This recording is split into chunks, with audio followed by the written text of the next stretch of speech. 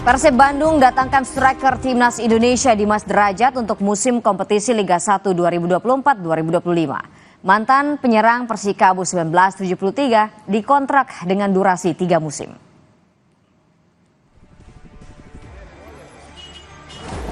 Menjelang bergulirnya Liga 1 musim 2024-2025, Persib Bandung resmi memboyong penyerang timnas Indonesia Muhammad Dimas Derajat dengan durasi kontrak 3 tahun.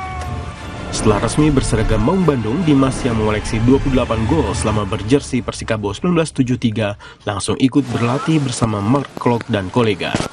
Interim Director of Sport PT Persib Bandung bermartabat Aditya Putra Hermawan mengatakan perekrutan Dimas Derajat merupakan hasil evaluasi dan rekomendasi pelatih Persib Boyan Hodak. Kesulitan di setiap pemain tuh ada sih, berbeda-beda. Dimas punya satu hal khusus juga, pemain lain juga ada, tapi sejauh ini sih kita bisa tackle semua kesulitannya. Tidak hanya Dimas Derajat, sebelumnya Persib juga mendatangkan Matteo Kocian dan Gustavo Franca untuk memperkuat tim, termasuk membawa pulang Tyron Del Pino yang sempat dipinjamkan ke klub kasta tertinggi Liga Thailand, Ratchaburi FC. Ahmad Fadilah, Kompas TV, Bandung, Jawa Barat.